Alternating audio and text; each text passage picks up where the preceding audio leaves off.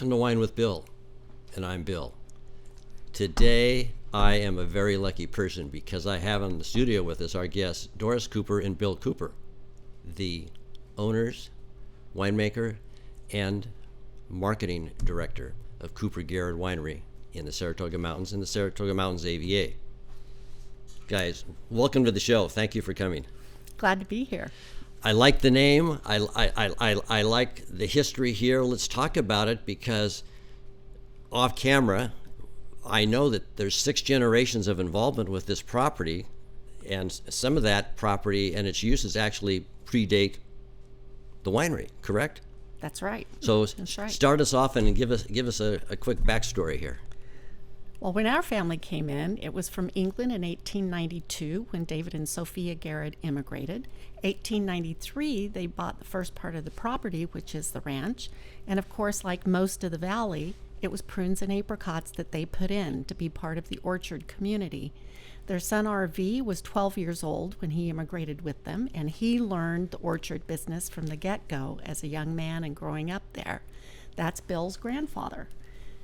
He married Emma Stolte. We're now into the second generation working with the orchards and things. RV and Emma had 3 kids, Louise, Vince, and Dick. Louise is Bill's mother. Uncle Vince is the one who took over the orchard operation from his dad.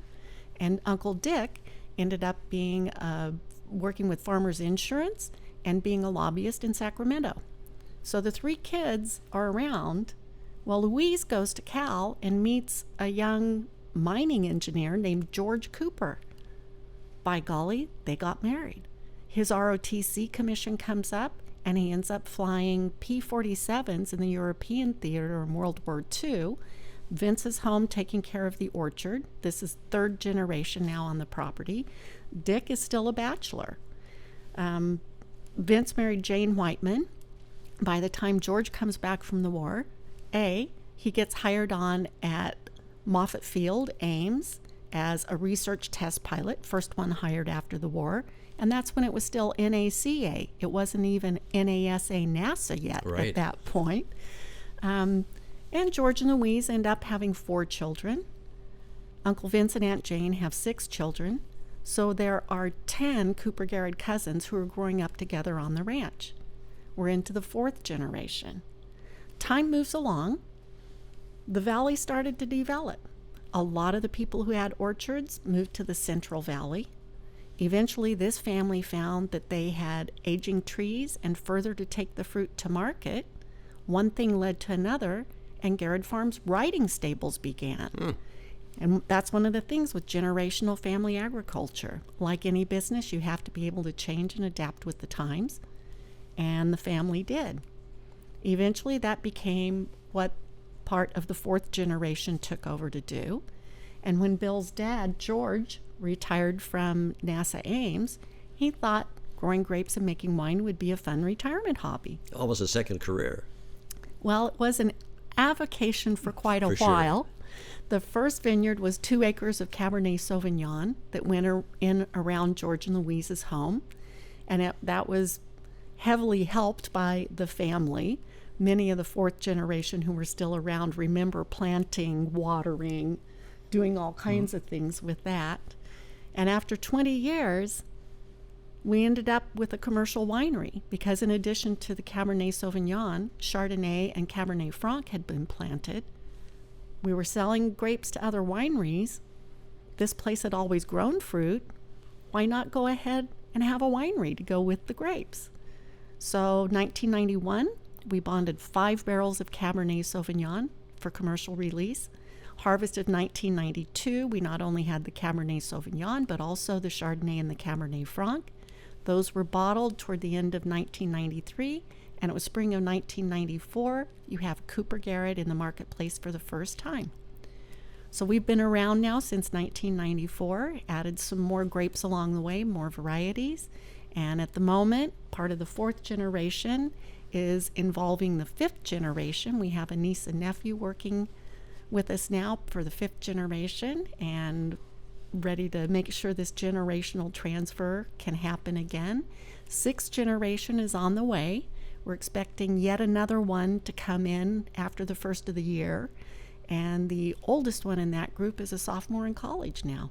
Wow, that's quite a family tree, quite a history and a lineage. Well, focusing on the grapes for a moment, you said they were planted, there were 2 acres initially. It was Cabernet Sauvignon, is that correct? That's right. And was it in 1972? 1972. 72, okay. The first vineyard went in. Okay, and so now fast forward to 2022.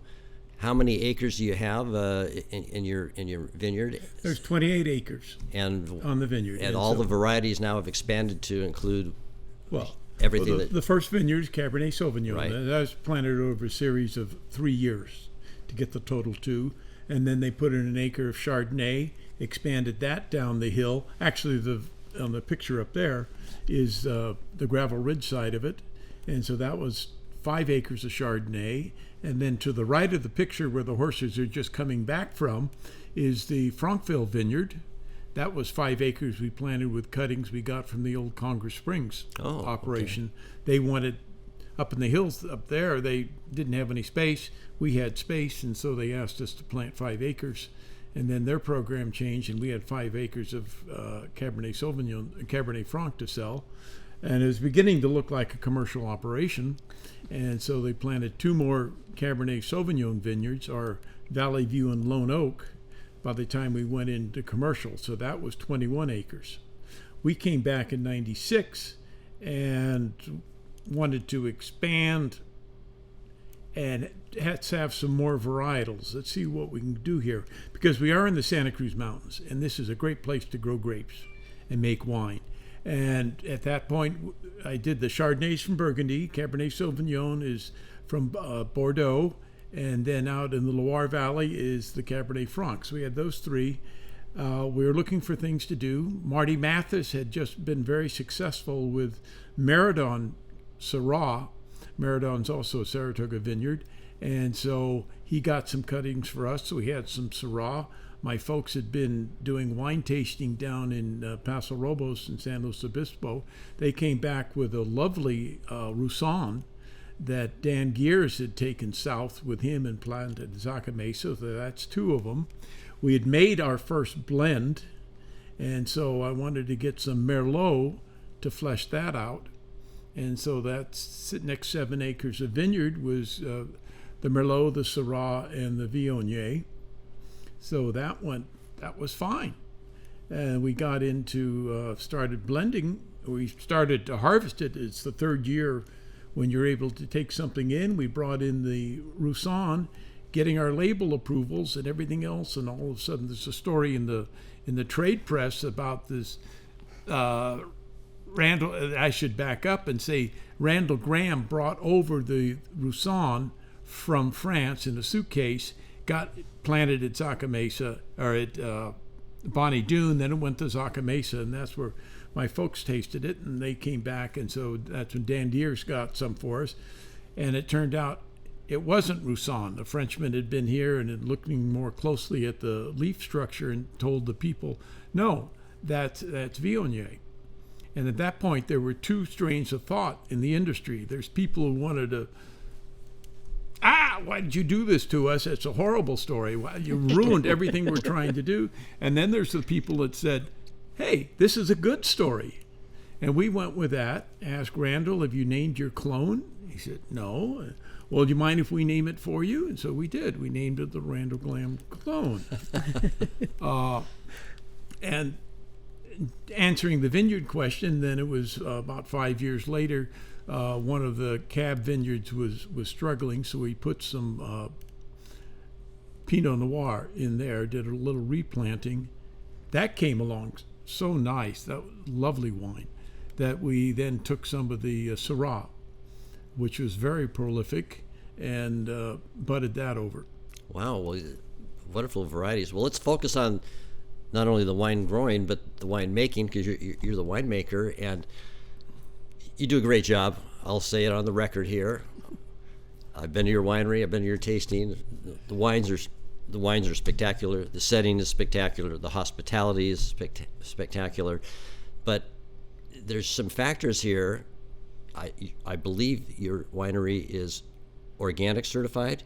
Yeah, our vineyards are organic certified, And sustainable? and all our operations are certified sustainable. So what is your winemaking philosophy from Well, the ground to the ultimate product? you say from the ground, it evolves when you go through this. You come back, and I was a foreign service officer, and I came back. This was another career for me, and we're starting, and so I'm learning in our neighboring wineries, Mount Eden, where we were making the wine at the time, Ridge, all very helpful in telling people on how to do it, and with all the wineries around here. And you do that, you take some courses up at David, and you learn it. After about 5 years, you begin to have a sense, this might actually begin to make sense, something you do with that. And so it was coincidentally in 2000, the Wine Institute, our trade organization, along with the California Association of Wine Grape Growers, wanted people smarter than I am, and been around longer, wanted to get together and come up with some sort of a sustainability program to help California vineyards and wineries improve and make it easier to become sustainable. Sustainability is a never-ending progression of improvement. Said, but let's find the guidelines. In Lodi, they had already started this with the Lodi rules, and they had 6 or 7 chapters of sustainability efforts in the vineyard. And this joint committee, as it was called, worked for 18 months and came up, tuned a little bit of what the Lodi had, and then came up with all the chapters for the production side of it. And that became the California Sustainable Wine Growing Program. And it's voluntary, but it's continual improvement. And you look at it, and any practice you have, what do you do with your corks? And I throw them out. Well, yeah, you can do that, but it turns out you can recycle them. You can use them for craft projects. You can use them. You can give them away to people, for teachers, for their craft projects. There's lots of things you can do. You were very specific on all the criteria. All the little things, yeah. But it's a big overview of it, and it focuses you on it. And you self-evaluate every year and say, okay, what do I want to do? And you say, where am I now? Oh, I'm at 1. I can do this and become a 2. And so it's intuitive, and it's easy to do. And I went into that and said, yeah, this is great. This is, I don't have to rediscover the wheel after that year and a half. And it's free. It's available for everybody. And we've got 80% of the vineyards in the state use organic practices. And Large majority, yeah. Came up with the idea of, well, we want a sort of a gold star program. We want a certification program.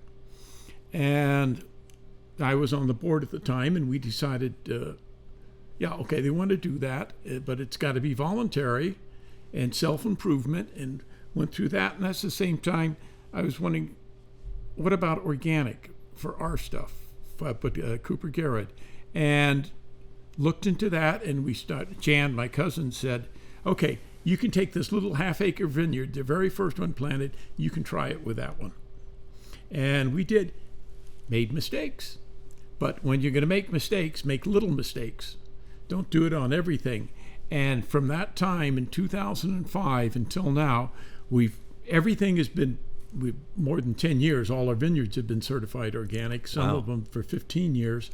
And I cannot think of another way of growing grapes. You sit here and you think about what you used with, organic is part of the pre-industrial winemaking, because you didn't have all these chemicals and stuff you could use.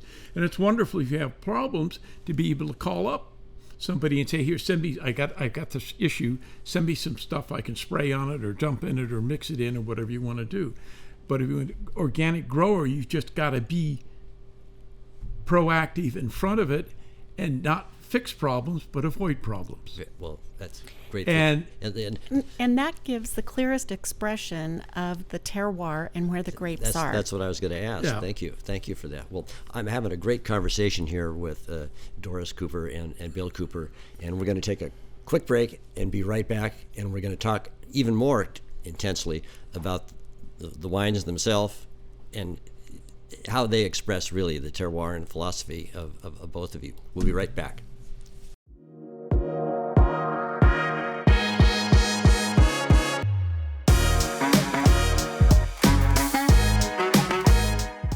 Thank you to the Los Gatos Community Foundation for their continued support of KCAT Public Media.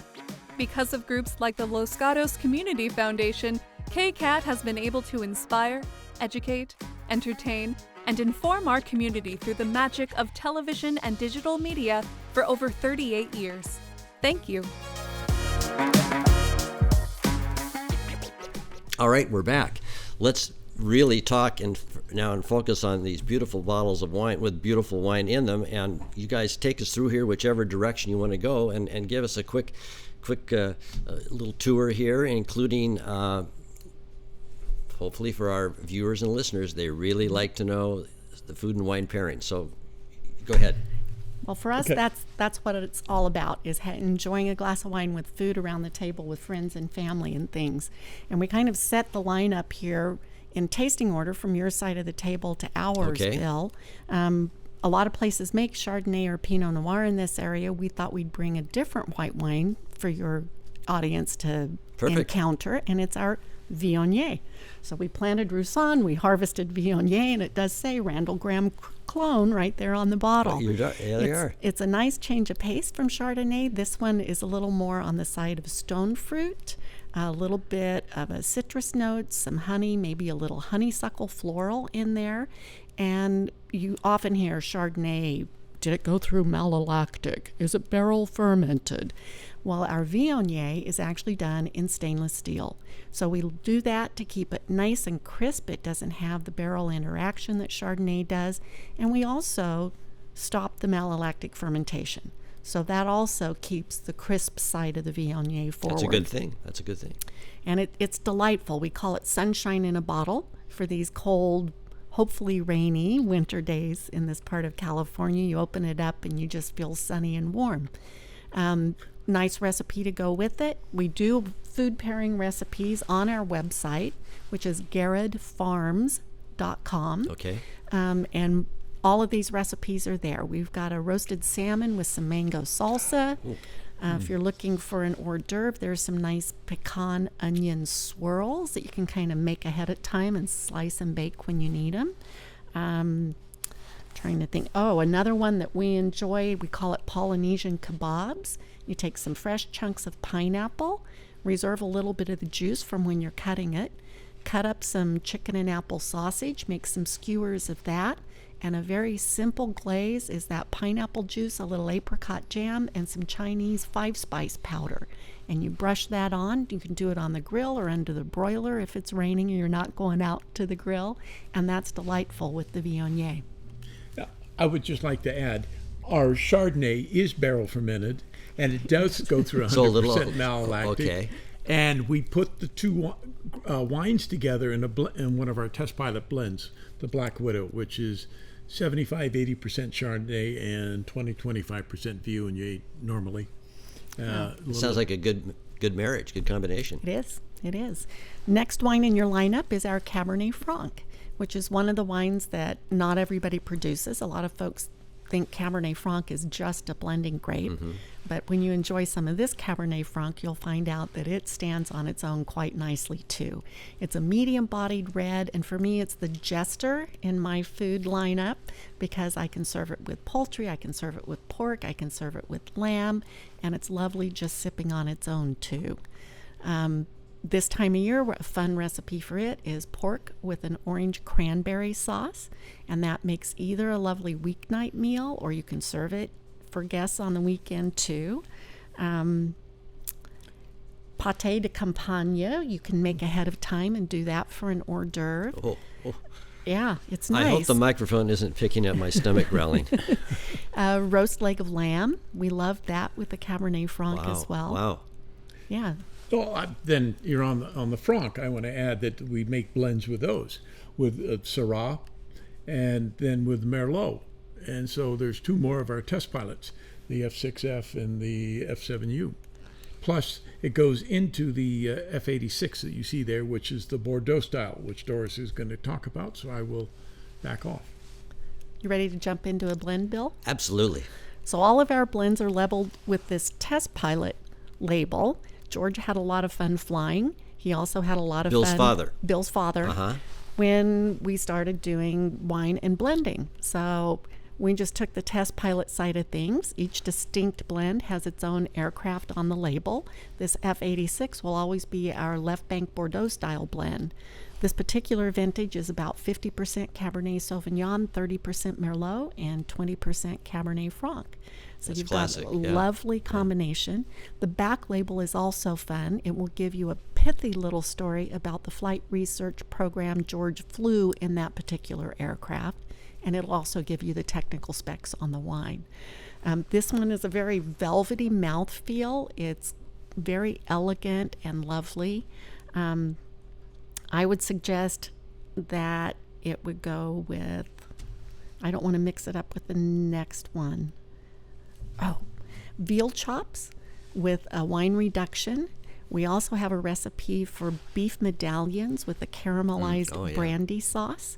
And this one moves along into dessert realm with a reine de sable, which is a flourless chocolate cake that's quite lovely. You can put a little creme fraiche on top of that, some raspberries, and it's a great pairing with this wine. I'll be on your website as soon as this interview is over, copying down these recipes. These are awesome. Awesome. Keep going, They're all Doris there. and Bill. So the other thing that we do, we've been around for a little bit, and we held back some wine for library releases down the way. And our current library wine is our 2000 vintage. 2000? That would be 22 years ago? Wow. It was grown 22 years ago, and it was bottled 20 years ago. And that's our current library release, a Cabernet Sauvignon 100% vineyard designate from our Lone Oak Vineyard. And it is a mature wine. Some people aren't quite so sure what's the deal with library wines. Well, they're not going to taste as young and kicky, flirty as the brand new wines. And because it's a library wine, instead of using the prong of a corkscrew to go into the cork, what you want to do is take an osso, which has these two prongs, and slide it down the side of the bottle. The cork has aged, just like all of we do if we're lucky, and we don't want to break it by poking it with a corkscrew. So our library wines come with an osso opener. And this one in particular is really nice with chocolate truffles. It will just melt in your mouth. I love it with an unctuous kind of blue cheese, a Castello blue from Denmark perhaps, or a Cambozola, one of the softer spreadable ones. I find that a strong Roquefort, which is still quite firm and crumbly, is a little overpowering for this mature of a wine. And you might also do a lovely classic daube, a French beef stew that would be quite lovely with it as well. Nice and elegant. Serve it with some parsley potatoes. You're there. You know, and I've been to your tasting room in your winery, and that you have the library wine on display, or the wine, whatever you want to call it. And I'm just curious, what are these millennials and Gen Xers and what do they think about having a wine that's this old? I mean, it's not. I would think not in their ordinary experience, let alone sometimes for me. Well, I have to giggle about this particular one a bit. You have to be 21 to drink wine at our place, and this is a wine that's older than that. Touche. But it's a nice education. We all get into wine in different paths in our lives, and we hope that Cooper-Garrod, we're not pretentious about it. We are in a fairly relaxed ambiance, being a working ranch, but the wines are quite lovely. And we hope that people can come and enjoy them and not worry about asking questions. If you're starting out, we're there to answer and help you on that journey with wine. It's all about what you enjoy drinking with the meals you're having and sharing with your friends. And that's part of your philosophy. Yeah. And Bill, you're making all these, and you're multitasking here with the different grape varieties and styles and whatever. So what's the secret? What's the trade secret that you can't reveal? The trade secret is no secret. It's the Santa Cruz Mountains. Okay. This is just a great place to grow grapes and make wine. All our varietals come from the four corners of France. Beyond that, we were speaking before the break about using natural, I didn't get to it, I guess, native yeast fermentation in addition to organic vineyards, so there's nothing else added out there. Then we use the yeast that comes in with the grape from the vineyard. When I started in this, you can still get it. In the spring, the suppliers send you what I describe as the Sears Christmas catalog of yeast. There's pages and pages of different yeast you can order in half-kilo blocks. You rehydrate it and you put it in, and it all goes from there. But which is what I used for 15 years, and then started 10, 12 years ago towards native fermentations, carefully, and just see how it goes. You try one, okay, this is working, and go on. And it took 4 or 5 years, and we transitioned everything, got the skill set to do it, and sort of fulfilling our commitment to a pre-industrial winemaking goal. So it's the organic vineyards and minimal SO2 in there and native yeast and all that stuff. And so what you're getting is what we try and give you is a true sense of place. You're going to sit out there, you're going to taste wine, you're going to try it, you can go home, and it's the essence of the place. There's no outside stuff that we're bringing in. There's wonderful yeast you can buy that somebody's found someplace, but these are all genuine Santa Cruz Mountain wines. Well, and right good wine starts in the vineyard. All of our production is 100% estate. We all live on the property. We 4th and 5th generations up there working, and these are our backyards. We see them. We share them with the critters that are around, and have bluebird boxes that we watch, and the broods and everything else. So it's a place that's paid attention to and expresses what it is. You guys are great stewards for the land because you're taking care of it with all this sustainable, et cetera. Well, let's cut to the chase. What's the best platform or platforms to purchase this wonderful wine? Of course, the best is to come and taste it and take home what you found that day. Absolutely. So that's one way. The other way is through our website, garrodfarms.com. And also locally, we're in the Saratoga and Los Gatos Safeway stores in the local wine section. Only a few of the wines. Most of these are available direct from the winery, and the grocery stores have a couple that they put out on the shelves. And you do have a wine club? We do have a wine club. And there's a lot of pluses for that, I presume? There is. We do 4 releases a year for our wine club. You can join as a 3, 6, or 12 bottle member, and there are discounts for our club members. We do release events when we're doing those quarterly releases and things. Coming out of COVID, we're getting back into some other events. That's kind of been missing, of course, the last few years, but there we are. Club members also have a discount on trail rides. This is a trail ride coming back in along the Gravel Ridge Vineyard, and that's another part of what goes on at the ranch. Of course, we have Garrod Farm stables in addition. So you can come and do a trail ride, join that. There are group and private lessons. We're home to the Mount Eden Vaulting Club if you wanted to do choreographed gymnastics on a moving horse. And we also have some people who hike trails in the Fremont Older Open Space. Which is right. You're in it, adjacent to it? Or backside of the ranch, yeah. And that's where the trail rides go out. Spectacular views all along Silicon Valley up there. And we have people who do a hike, pop in. They do some wine tasting and order some charcuterie and cheeses from our Small Bites menu, make a lunch, have a break, and then hike back to wherever they park their cars on the other end of the trails. Well, yeah, so it's a great spot. This picture really sums it all up and in a beautiful way. And I highly recommend to all you people out there, whether you're viewing this or listening to this, you have to put this on your to-do list. You have to do it because it is such a unique place, unique opportunities, and let's give them the ground rules. Should they have the wine tasting before they get on that horse or after? After. Of course. We want them on the horse the whole ride. Oh, good. Well, listen, thank you two for coming in. Very, very informative, entertaining, educational, inspirational for everybody to not only get to your place, but to, as you say, get into wine, enjoy it with your family and friends. And all this talk about wine, I think I'm going to home and open a bottle. Absolutely. All right. Thanks again. Thank you. you. See you.